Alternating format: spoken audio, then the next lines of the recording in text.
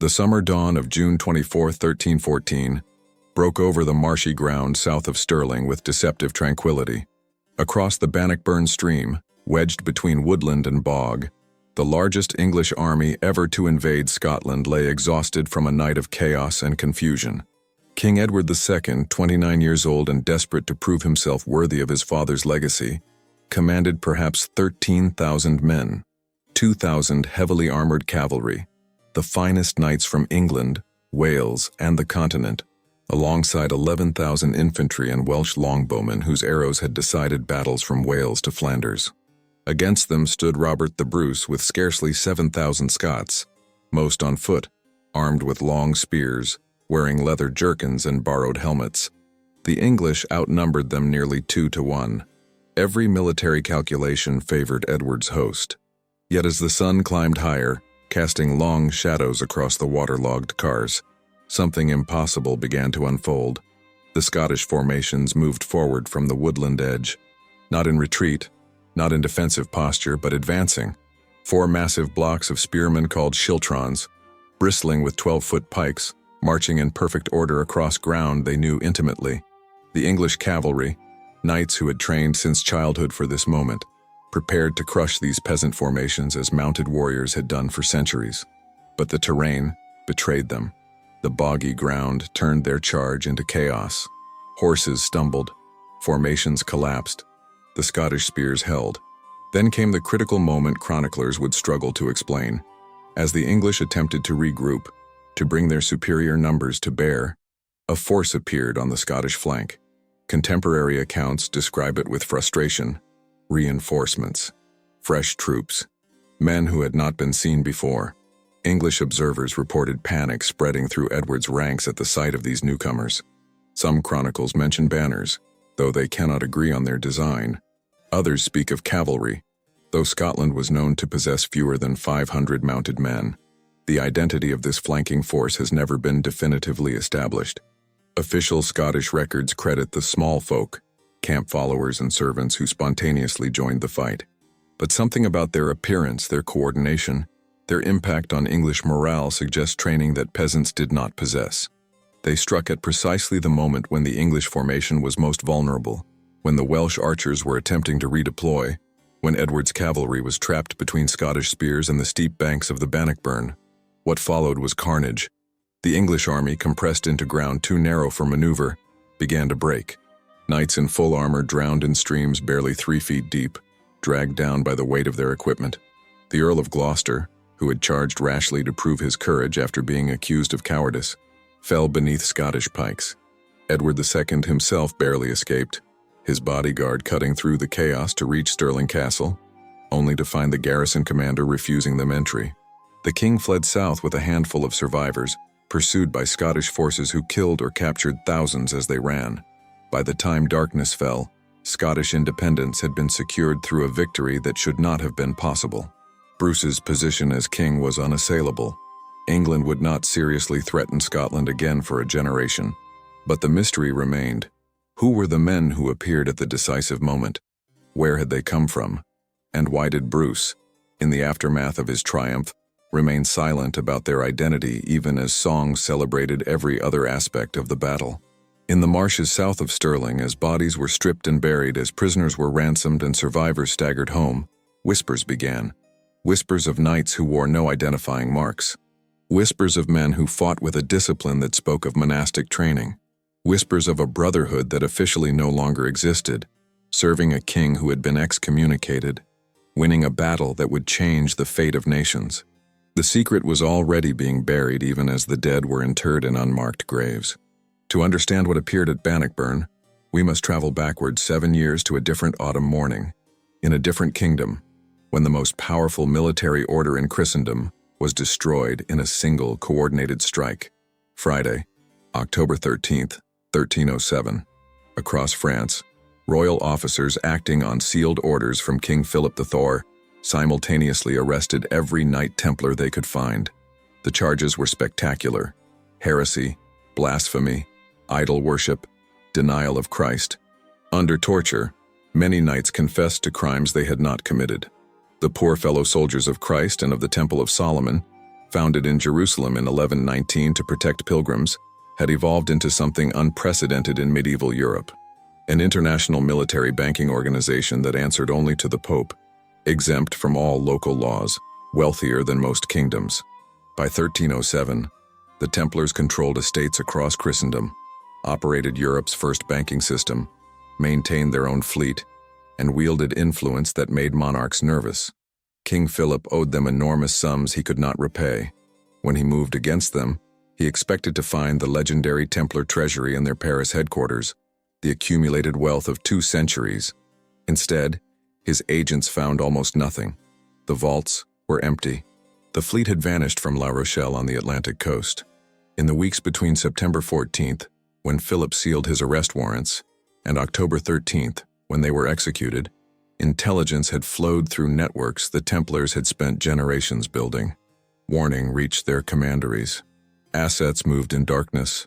Ships departed for destinations no manifest recorded. Historians estimate that at least 300 Templars avoided capture in the initial arrests. Many fled east to Germanic territories or south to Portugal, but a significant number turned their faces north, toward Scotland, toward a kingdom already outside the law. Robert the Bruce had murdered his rival John Comyn before the altar of Greyfriars Church in Dumfries in February 1306. Pope Clement V, the same pontiff who would dissolve the Templar order, had excommunicated Bruce immediately. Scotland itself stood condemned by Rome. When Clement issued his 1307 bull ordering all Christian monarchs to arrest Templars and seize their property, Bruce had neither the means nor the inclination to comply. He was fighting a guerrilla war against English occupation, desperate for experienced soldiers struggling to hold his fragile kingdom together against enemies on all sides. The political mathematics were brutal and simple. Bruce needed warriors. The Templars needed sanctuary. Both had been condemned by the same pope. Both faced enemies who would show no mercy if captured. An alliance required no formal negotiation. Necessity created its own logic. But the Templars who reached Scotland were not merely refugees. They carried knowledge accumulated during 2 centuries in the Holy Land. Siege warfare techniques, cavalry tactics, intelligence gathering, logistics systems that had supplied castles across hostile territory. More significantly, they carried something else: the organizational discipline of a military religious order, the ability to coordinate operations across vast distances, the capacity to maintain operational security even under torture. Contemporary records fall conspicuously silent about this period.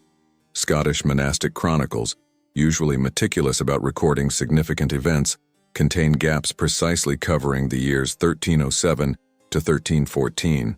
Folios have been cut from cartularies. Passages have been scraped away and overwritten. In some cases, marginal notes survive referencing events the main text no longer describes. These are not random losses but systematic erasures, suggesting someone moved through archives deliberately removing evidence. English chronicles, which might have documented Scottish acceptance of condemned heretics as propaganda, remain strangely quiet. French records occasionally mention Templar ships that left La Rochelle but provide no destinations. The handful of references that survive describe warriors in the service of the excommunicated king, without elaborating on their origin or identity. Archaeological evidence tells a different story. At Temple in Midlothian, the former Templar headquarters in Scotland, excavations have revealed building foundations from the early 14th century that do not appear in any official transfer records. At Kilmartin in Argyll, grave slabs from this period display military iconography, carved swords, specific heraldic elements, but bear no names. The bodies were buried with honor, yet without identification, as if those who interred them wished to acknowledge their service while concealing their identities. The mystery deepens when examining the military transformation of Bruce's forces between 1307 and 1314. In earlier campaigns, the Scots had fought as raiders, using hit-and-run tactics, avoiding set battles against superior English forces. But at Bannockburn, they demonstrated sophisticated battlefield coordination, the ability to maintain formation under pressure, to execute flanking maneuvers with precision, to time cavalry charges to maximum effect. Such capabilities suggested training that guerrilla fighters did not typically possess.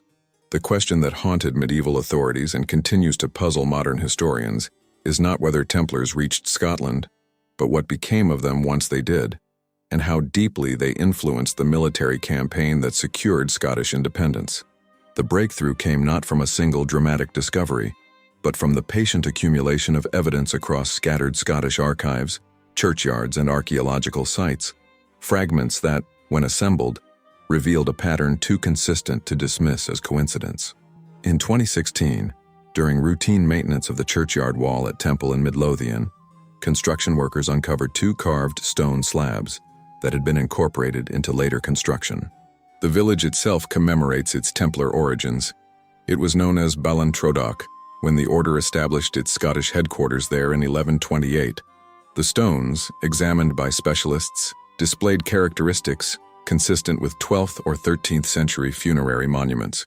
Their removal from original contexts and repurposing into a wall suggested they had been deliberately relocated, their original significance obscured. Archaeological recording documented dimensions, carving techniques, and iconographic elements before the stones were removed for conservation. What emerged was evidence of burial practices that did not match standard medieval conventions. The carvings included symbols associated with military orders, executed by skilled masons familiar with crusading iconography. Yet the stones bore no names, no heraldic devices, no family affiliations. A stark anonymity that contradicted typical medieval funerary traditions where identity and lineage were proclaimed in stone. 2 years earlier, in 2020, another discovery emerged from an unexpected quarter. 2 church bells in Dumfriesshire, which had hung in their tower for 900 years, were conclusively identified through international collaboration involving paleographers, ecclesiastical historians, and bell history specialists as having been sponsored by a 12th century knight. Victorian-era interpretations had misattributed them to later periods and misread their Latin inscriptions. Modern imaging techniques combined with comparative analysis of bell-founding practices revealed that the bells had originally hung over a convent at Sacro Namor, Holywood, an establishment with documented connections to early Templar presence in southwestern Scotland.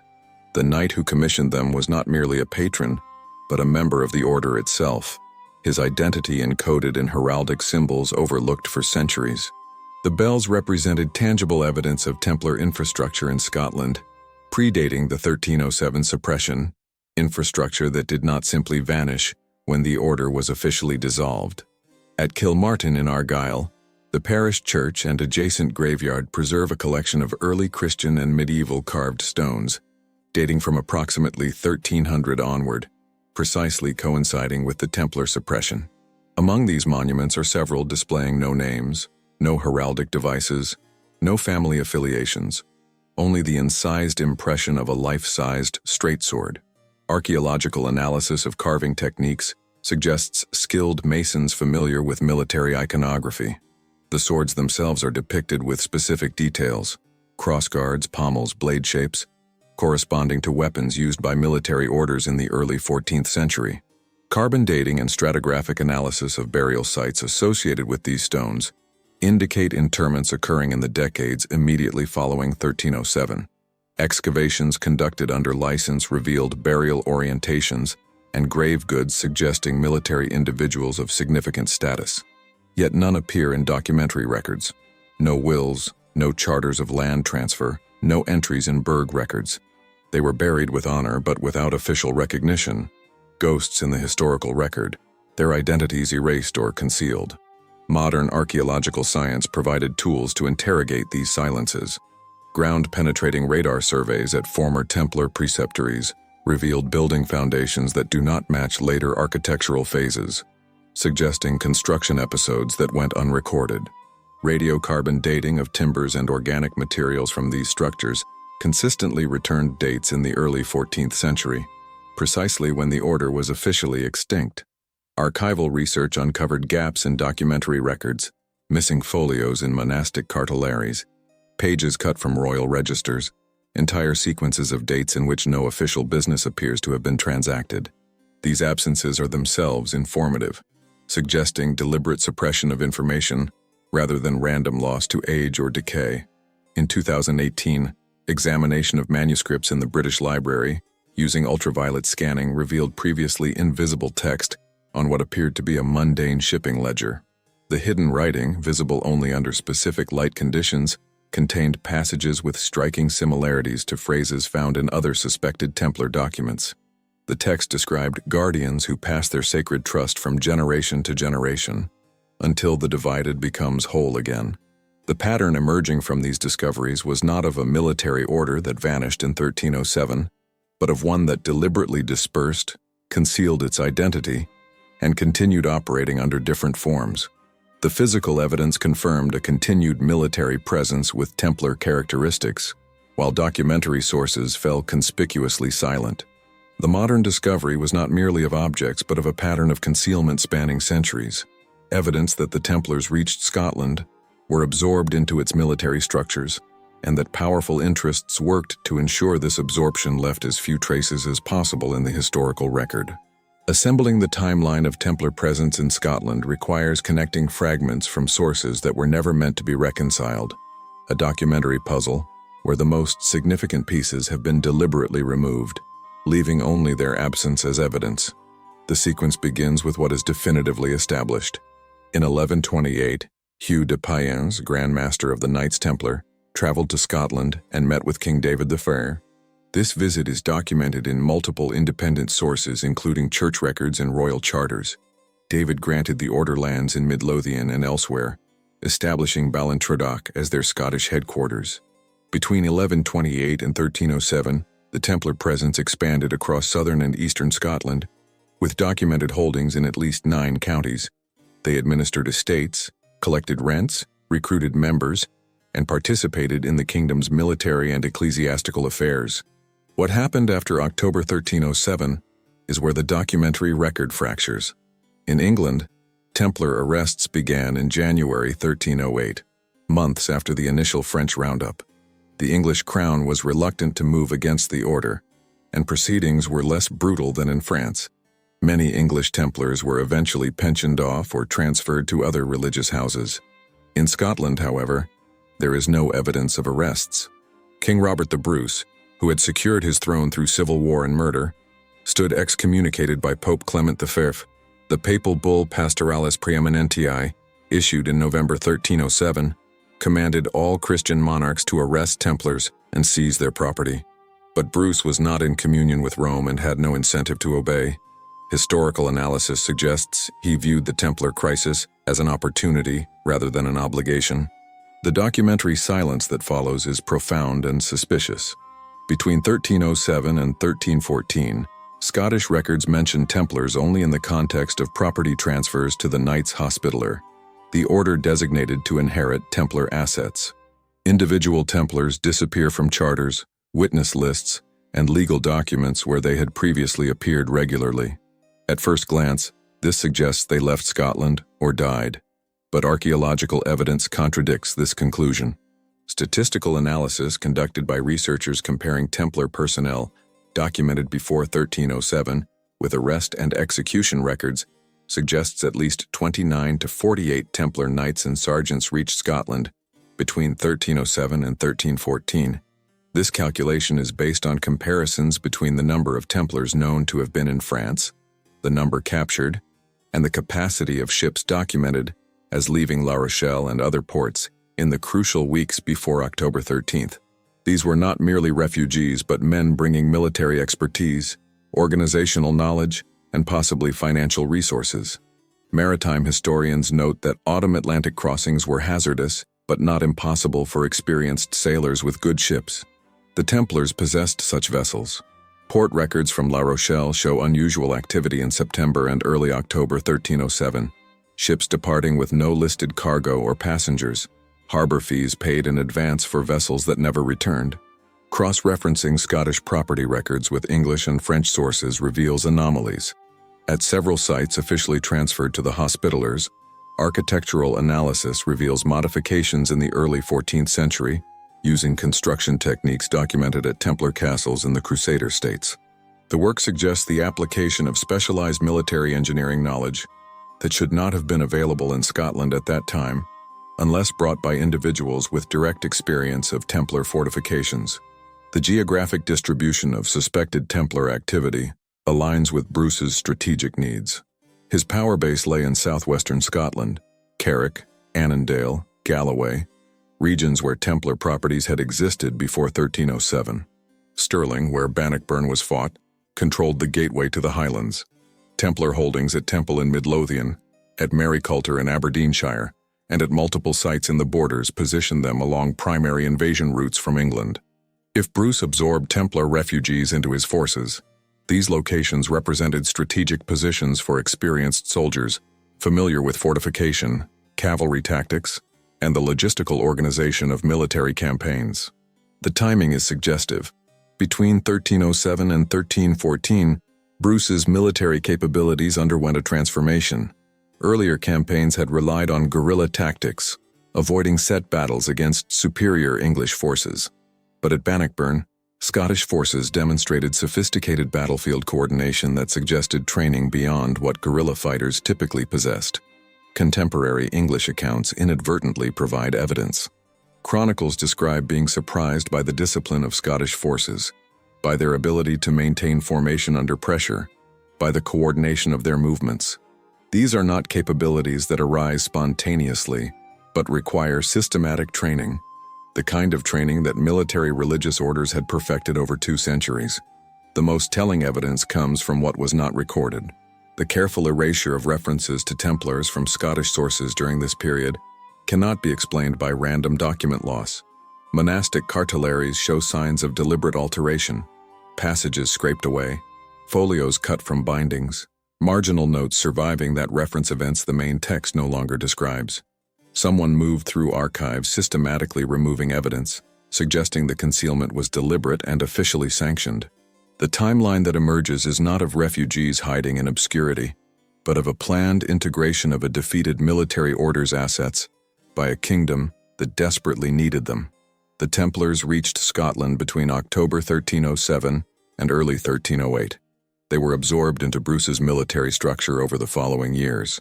They contributed expertise that helped transform Scottish forces from raiders into an army capable of defeating the largest English force ever to invade Scotland. And then, systematically, evidence of their involvement was erased from official records while being preserved in stone, in architecture, in burial practices that honored their service while concealing their identities. The systematic erasure of the Scottish Templars from history was not accidental, but resulted from deliberate acts by multiple parties with overlapping motives. When scholars attempt to trace the order's presence in Scotland between 1307 and the mid-14th century, they encounter not merely an absence of documentation, but evidence of active suppression.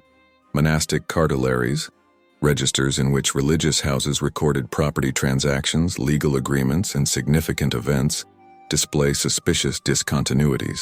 At several Scottish abbeys with known Templar connections, including Melrose and Holyrood, folios covering the years 1307-1320 are missing.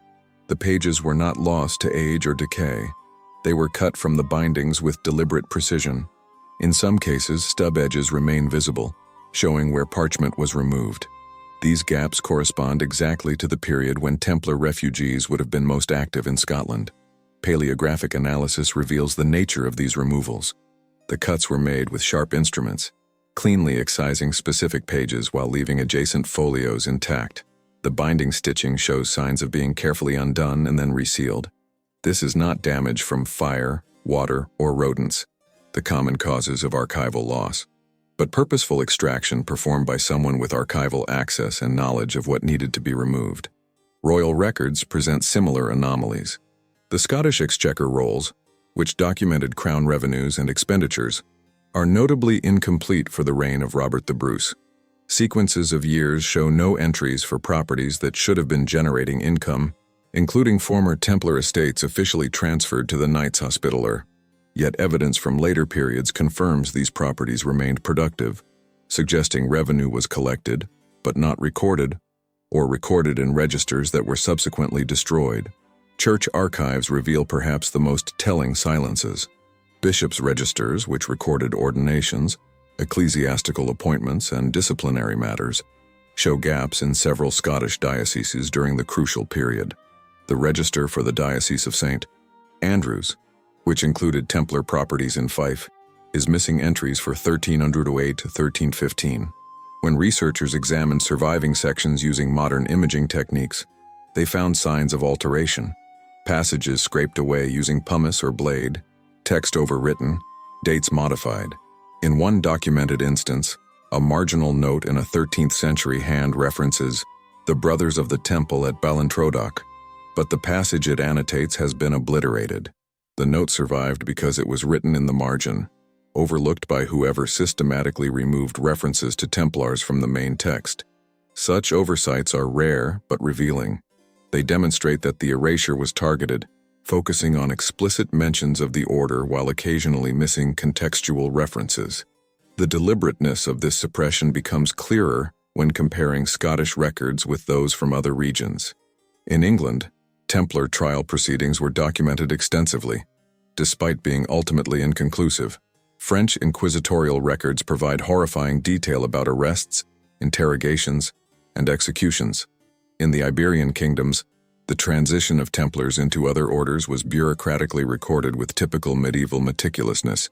But in Scotland, there is silence, not the silence of absence, but of erasure. Archival researchers have identified telltale signs throughout Scottish collections. Discoloration on pages where text once existed suggests material was scraped away. Faint impressions from facing pages show words that are no longer present on the corresponding folio, transferred in reverse by pressure over centuries, creating a ghostly record of what was removed. References in indices to documents that no longer exist in the collections they supposedly catalog provide another form of evidence. The filing system remembers what the archive has forgotten. Who performed this erasure, and why? Analysis of the documents themselves suggests multiple waves of censorship. Some alterations appear to date from the immediate aftermath of the Templar suppression, likely by Scottish ecclesiastical authorities seeking to demonstrate compliance with papal directives while actually protecting refugees. The technique matches other contemporary concealment efforts, sufficient modification to satisfy cursory inspection while preserving enough for those who knew what to look for. Other redactions date to later periods, the 15th and 16th centuries, when Scotland was seeking legitimacy within the wider European community and could not afford to be seen as a haven for condemned heretics. These later alterations are more thorough, suggesting different motivations. By this period, the individuals involved were long dead, but the political implications of their actions remained sensitive. The Reformation brought its own wave of destruction. Protestant reformers purged monastic libraries of what they considered superstitious materials, often failing to distinguish between objectionable religious content and historical records. Entire collections were destroyed, not for their specific content, but because they represented Catholic institutional memory. This indiscriminate destruction ironically benefited those who had earlier concealed Templar involvement, as it eliminated potential evidence without leaving traces of deliberate targeting. Each layer of censorship compounded the others, creating gaps within gaps, absences that obscure earlier absences. What remains is a documentary landscape full of shadows, a historical record where what is not said speaks louder than what is recorded. The pattern is consistent across different types of sources and different time periods. Legal documents that should mention property transfers are missing. Chronicle entries that should describe military events are absent. Ecclesiastical records that should document religious ceremonies do not exist. The probability of such consistent losses occurring randomly across so many archives, in precisely the same period, touching precisely the same subject, is statistically negligible. Modern forensic historiography provides tools to analyze these gaps. By mapping what should exist based on standard medieval record-keeping practices, researchers can identify where records have been removed. By comparing surviving marginal notes and index references with missing content, they can sometimes reconstruct what was erased. By analyzing the physical evidence of alteration, the microscopic traces of scraping, the chemical composition of inks used in overwriting, they can establish when and how the erasure occurred. What emerges is a picture of systematic, sustained effort over generations to remove evidence of Templar involvement in Scotland. The silence between the lines tells its own story. Something happened involving the Knights Templar significant enough that multiple generations felt compelled to conceal it, something that left traces despite their best efforts. Traces that archaeology, forensic analysis and comparative historical research are only now beginning to decode. The fragmented nature of Templar records across different regions reveals not a single suppression narrative, but multiple parallel histories that cannot be reconciled without acknowledging deliberate alteration. French sources dominated by inquisitorial proceedings portray the Templars as defeated heretics whose order was righteously destroyed. English chronicles present them more sympathetically as victims of French aggression whose English properties were unjustly seized. Scottish sources, or rather the absence of substantial Scottish sources, suggests something else entirely, that the Templars disappeared not through destruction, but through absorption. Mapping these divergent accounts geographically reveals patterns that illuminate what official histories obscure. In France, the density of Templar commanderies and the thoroughness of Philip IV's persecution created extensive documentation. Modern historians have compiled databases of arrest records, trial testimonies, and property seizures covering hundreds of individual Templars. The French records are almost overwhelming in their detail. Dates, names, charges, confessions extracted under torture, executions. Yet even in France, anomalies appear. Port records from La Rochelle, the Templar naval base on the Atlantic coast, show unusual activity in September and early October 1307. Ships departing with no listed cargo or passengers.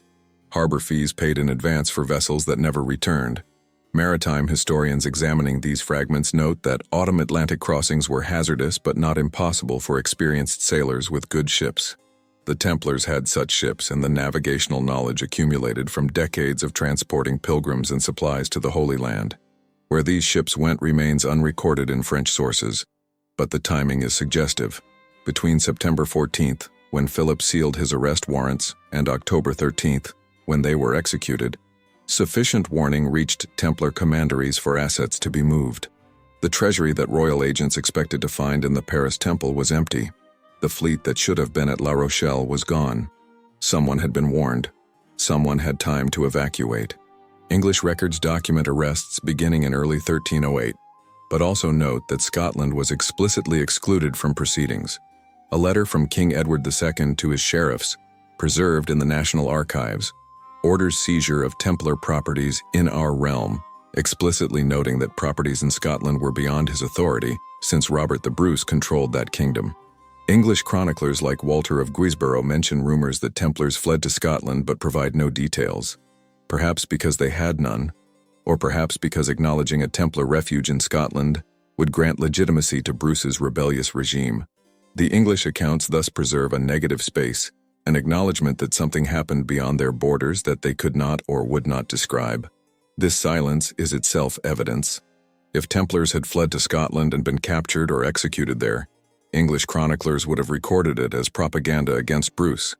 If they had fled and simply disappeared into obscurity, there would be no reason to mention them at all. But the repeated references to Scotland as a possible destination suggest contemporary awareness of Templar movement northward, even if specifics were unavailable. Scottish sources present the greatest challenge because they are most thoroughly redacted. What survives are primarily property records, showing transfers of former Templar estates to the Knights Hospitaller, as mandated by papal decree. But archaeological and linguistic evidence reveals these transfers were often nominal.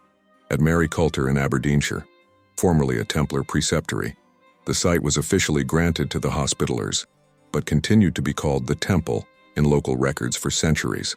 The same pattern appears at Temple itself in Midlothian, at Blantyre, and at other sites. Place names preserve memory that official documents suppress. The persistence of Temple as a designation long after official transfers suggests local populations remembered what authorities tried to erase. More significantly, architectural analysis reveals that several of these properties underwent significant modification in the early 14th century. New fortifications, expanded chapels, residential quarters built in styles consistent with military orders. If the Hospitallers were truly absorbing empty Templar properties, why the extensive construction? Unless the properties were not empty, but continuing to function under new management. Comparison of architectural elements across suspected Templar sites reveals coordinated activity. Carved symbols appearing at multiple locations, specific forms of crosses, geometric patterns, masons' marks, suggest craftsmen working to a common template. At Roslin Chapel, built beginning in 1446, carvings include motifs found at earlier Templar sites, implying transmission of artistic tradition across generations.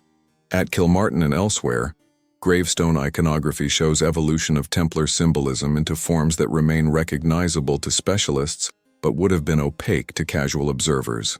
This is the signature of a tradition going underground, preserving its identity through encoded references while avoiding explicit declarations that could invite persecution.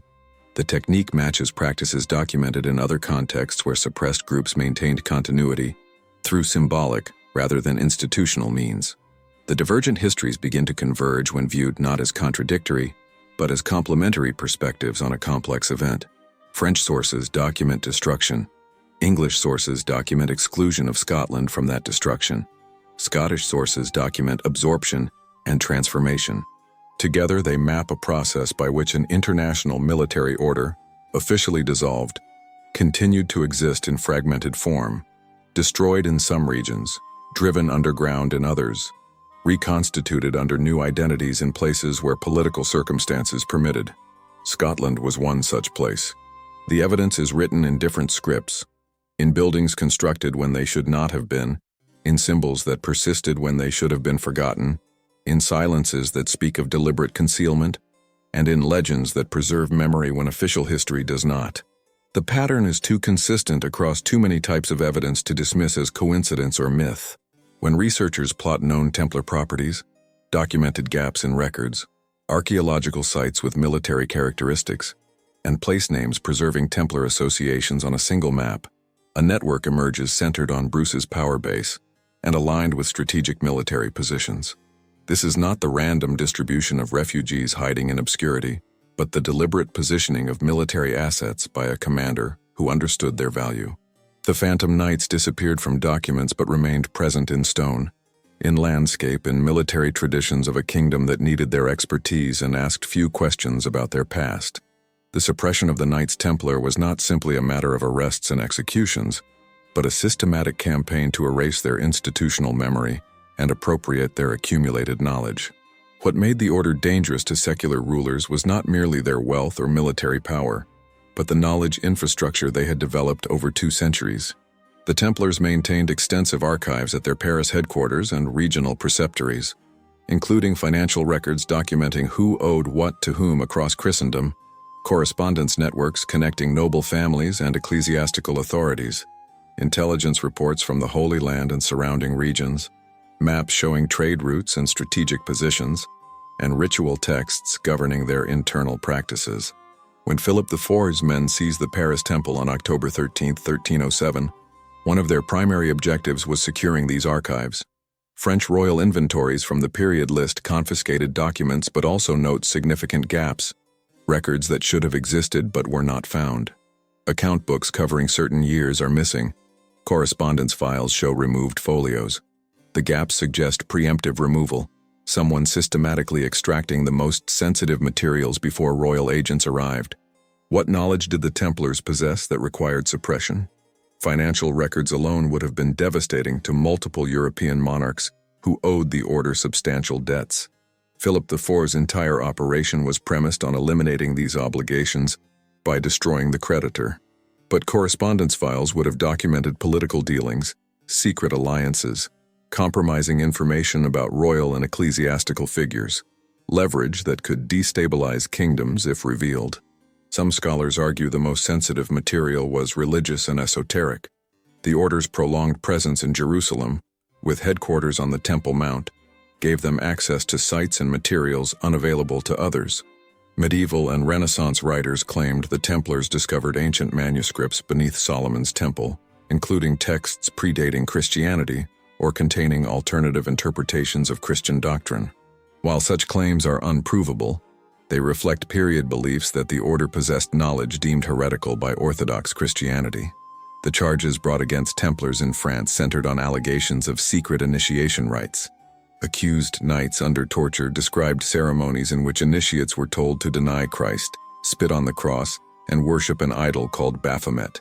Modern analysis recognizes these confessions as products of torture and leading questions, but the accusations themselves reveal what inquisitors feared: that the order maintained parallel traditions outside church control. Archaeological excavations beneath the Temple Mount in 1867 by British engineer Charles Warren discovered tunnels extending deep beneath the Al-Aqsa Mosque. These passages matched medieval descriptions of Templar excavations. Warren's team found Templar artifacts in the debris, spurs, weapon fragments, equipment dated to the 12th century. The Knights had been searching for something during their 9 years of obscurity before emerging as a recognized order in 1128. Whether they discovered ancient treasures, sacred relics, or documents is unknown. What is documented is their transformation after this period. Hugh de Payens traveled to Europe in 1127 with something that secured immediate papal recognition, exemption from all local laws, and donations that made them wealthy within decades. Something changed their status from 9 obscure knights to the most powerful order in Christendom. In Scotland, the question of forbidden knowledge takes on different dimensions. If Templar refugees brought archives with them, what happened to those documents? No collection of Templar manuscripts has ever been discovered in Scotland, yet the transmission of specific symbols, architectural motifs, and organizational structures suggests knowledge transfer occurred. Roslin Chapel, built by the Sinclair family beginning in 1446, contains carvings scholars have linked to Templar, Masonic, and esoteric traditions. The chapel's designer clearly had access to architectural knowledge and symbolic vocabularies that should not have been available in 15th century Scotland unless that knowledge had been preserved and transmitted secretly. The chapel functions as encoded text, its carvings a library written in stone for those with eyes to read it. The geographic distribution of post-suppression Templar symbolism reveals patterns suggesting organized preservation of tradition. Sites across southern Scotland, from Kilmartin in the west to Temple in the east, display carved stones and architectural elements from the early 14th century onward that employ consistent symbolic vocabularies. This is not random convergence but evidence of shared knowledge maintained across generations. Secret societies operating in Scotland from the 15th century forward, including early Masonic lodges, claimed descent from Templar traditions. While direct institutional continuity cannot be proven, the persistence of specific rituals, symbols, and organizational structures implies transmission of knowledge through unofficial channels. The Templars, officially extinct, continued to exist as an idea, a tradition, a body of knowledge passed from initiate to initiate outside the view of authorities who would have suppressed it had they known it survived. The conspiracy was not that the Templars were heretics. Modern scholarship has thoroughly debunked the charges against them, but that they represented an alternative locus of knowledge and authority outside the control of church and crown. Their suppression was an act of institutional consolidation, an assertion that no organization could be permitted to operate with the independence the Templars had enjoyed. That some of them escaped to Scotland, carrying their archives and traditions, represented an ongoing threat to this consolidation. The subsequent erasure of evidence was not merely about concealing refuge, but about preventing the survival and transmission of whatever knowledge the order possessed. That it survived anyway, encoded in symbols and structures, woven into the traditions of successor organizations, suggests the limits of suppression. Knowledge once distributed cannot be fully destroyed. It goes underground, waiting for conditions that permit its reemergence. The Phantom Knights disappeared, but what they knew did not. It was absorbed into Scottish culture, where it influenced military organizations, architectural traditions, and secret societies for centuries to come, a hidden current in Scottish history whose full extent is only now being mapped by scholars willing to read the silences. The survival of Templar traditions in Scotland required transformation. Men who had worn white mantles emblazoned with red crosses could no longer do so without inviting arrest, even in a kingdom beyond immediate papal authority. The process by which these warrior monks became something else left traces in the landscape and material culture of medieval Scotland. Tracking these traces requires following not names but patterns, architectural styles that should not have appeared when and where they did, burial practices that honored military service while concealing identities, symbolic vocabularies transmitted across generations, and institutional structures preserving organizational knowledge without explicit acknowledgement of origin. The geographic distribution of suspected Templar absorption sites reveals a network aligned with Scotland's power centers and defensive needs. Robert the Bruce's power base lay in southwestern Scotland, Carrick, Annandale, Galloway, regions where Templar properties had existed before 1307. The Battle of Bannockburn was fought near Stirling, controlling the gateway to the Highlands. Templar holdings at Temple in Midlothian, at Maryculter in Aberdeenshire, and at multiple sites in the borders positioned them along the primary invasion routes from England. Archaeological evidence supports strategic placement. Fortifications at former Templar sites show enhancement in the early 14th century, using construction techniques documented at Templar castles in the Crusader states. The work suggests the application of specialized military engineering knowledge, vaulting techniques, defensive geometries, water management systems that had been developed during 2 centuries of fortress construction from Acre to Tortosa. Maritime Connections provide another thread. The Templars had maintained a fleet based at La Rochelle.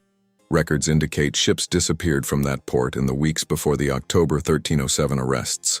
Scotland's west coast, particularly Argyll and the islands, offered harbors accessible to vessels crossing from France. Kilmartin, with its collection of enigmatic grave slabs, lies in a region dominated by maritime culture, where Norse, Irish, and Scottish influences overlapped. The carved stones there include maritime symbols alongside military imagery, suggesting a population connected to seaborne networks. If Templar ships reached Scotland's western approaches, this is precisely where they would have made landfall. The region's political fragmentation, claimed by Scotland, but partially independent under local lords, would have made it ideal for refugees seeking to avoid official scrutiny. Trade routes and monastic networks facilitated the diffusion of Templar traditions across subsequent generations. Scottish monasteries maintained connections with continental houses, exchanging not only correspondence but also monks, manuscripts, and material culture. Several Scottish abbeys were affiliated with Cistercian or Augustinian orders that had maintained close relationships with the Templars before the suppression.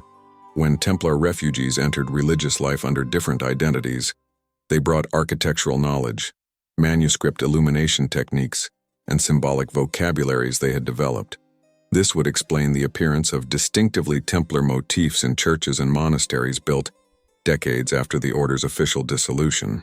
The knowledge moved through networks that functioned semi-independently of royal and ecclesiastical bureaucracies, transmitted by craftsmen, scribes, and clergy, whose work preserved traditions that official policy sought to erase.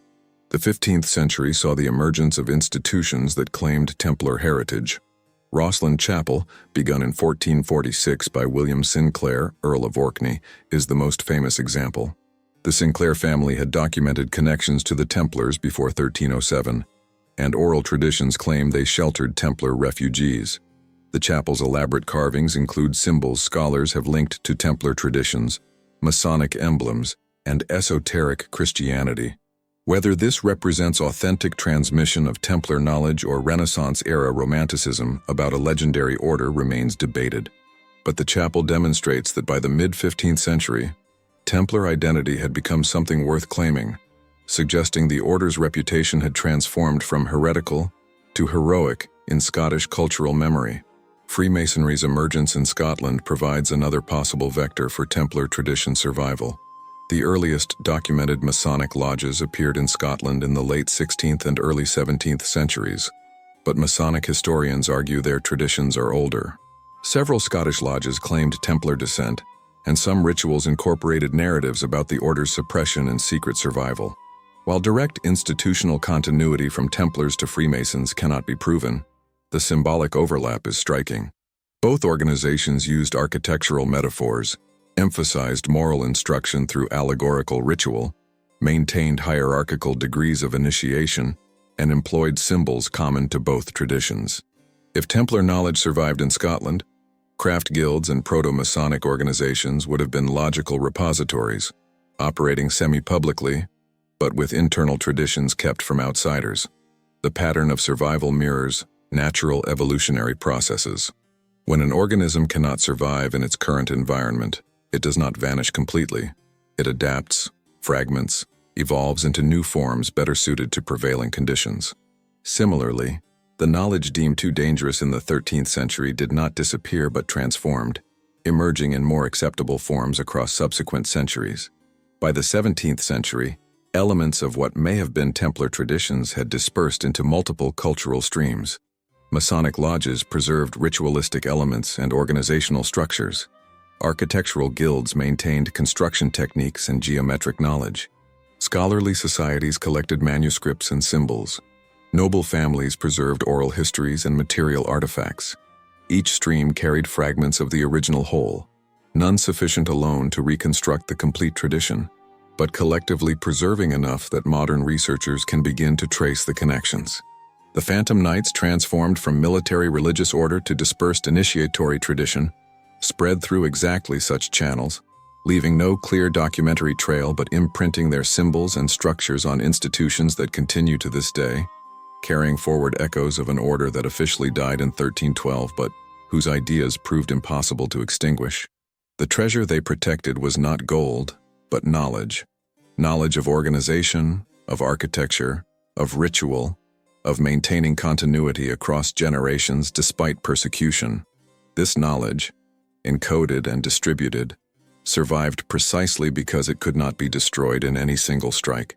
The scholarly consensus emerging around Scottish Templar absorption has met resistance from institutions with vested interests in maintaining traditional narratives. The breakthrough came not from resolving all questions but from accumulating sufficient evidence that the traditional story, Templars destroyed in 1307, no significant survival anywhere, could no longer be sustained. In 2007, the Vatican published complete trial records including the Chinon parchment discovered by paleographer Barbara Frail in 2001. This document proved that Pope Clement V had secretly absolved Templar leaders of heresy charges in 1308, yet still proceeded with the order's dissolution. The publication forced academic reassessment. If the Pope had found them innocent, why were they destroyed? The answer lay in political rather than religious factors: Philip IV's pressure, financial motivations, institutional consolidation of power. This revelation created space for reconsidering other aspects of Templar history previously dismissed as legend. If the official story was incomplete regarding their guilt, perhaps it was also incomplete regarding their fate. The systematic application of modern archaeological and forensic techniques to Scottish sites began yielding results that could not be explained by traditional narratives.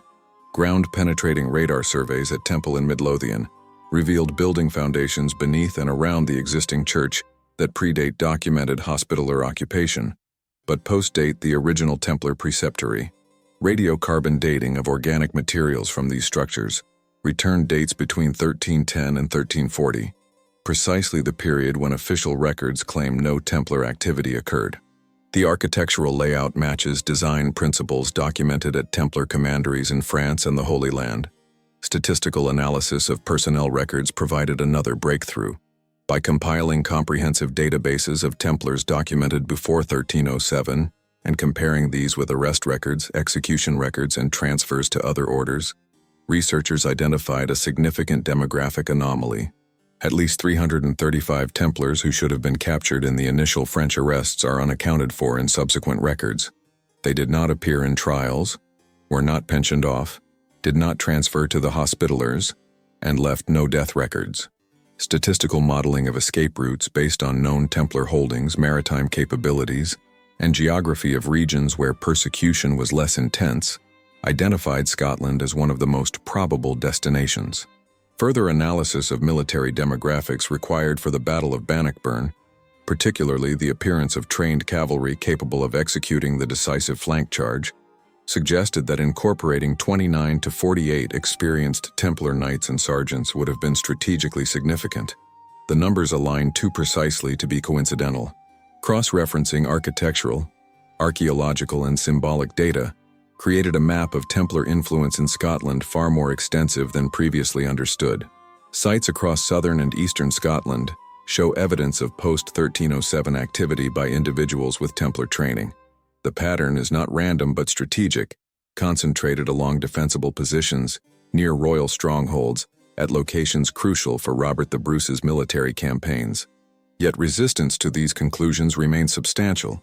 The Catholic Church, having spent centuries defending the legitimacy of the order's suppression, has been reluctant to acknowledge evidence that Templars escaped and continued functioning under different identities.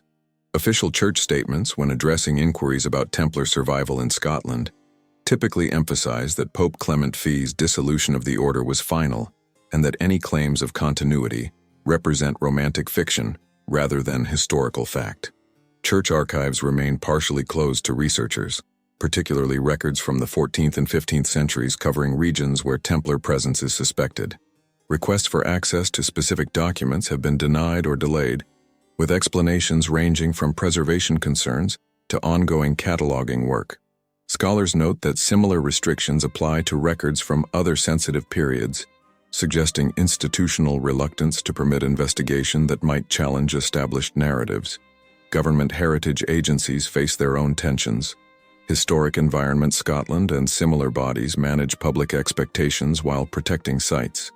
Excavation permits for sites with suspected Templar associations have sometimes been denied on grounds of protecting fragile archaeological resources, though researchers have questioned whether the real concern is protecting established interpretations.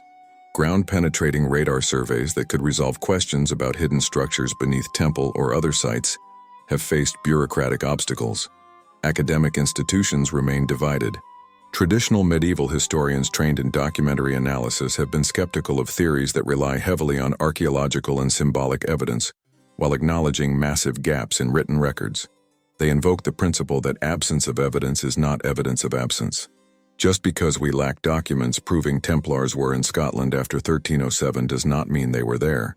But forensic archaeologists and interdisciplinary researchers counter that absence can be evidence when it is systematic and patterned, when documents that should exist demonstrably do not, and when physical evidence contradicts the documentary silence. This methodological dispute has occasionally become acrimonious, with accusations that populist theories about Templar survival are driven more by tourism revenues and sensationalist publishing than scholarly rigor. Yet the archaeological evidence continues to accumulate. In 2018, analysis of medieval manuscripts using advanced imaging revealed hidden text describing guardians who pass their sacred trust from generation to generation. In 2020, bells identified as Templar-sponsored were authenticated through international collaboration. Each discovery adds weight to the hypothesis that something systematic occurred in Scotland involving Templars after 1307. The final mystery remains unsolved, not because evidence is lacking, but because the complete picture requires access to materials that remain restricted. Vatican archives contain approximately 85 kilometers of shelving, with documents dating back to the 8th century. Only selected scholars receive limited access, and their findings undergo careful review before publication. What remains hidden in these collections that might transform our understanding of European history? Similarly, colonial archives in Britain, France, and Spain contain millions of documents from conquered civilizations, texts that might preserve knowledge lost through deliberate erasure. The pattern repeats across institutional collections: restricted access, limited cataloging, selective publication.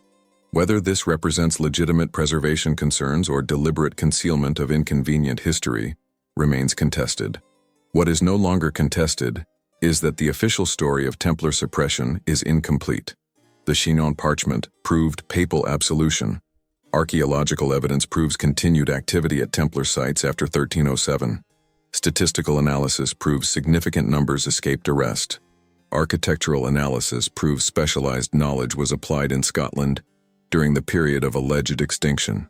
The convergence of evidence from multiple independent methodologies creates a picture too consistent to dismiss. Robert the Bruce's secret order was not secret because it was invented, but because it was real, and its reality was systematically concealed.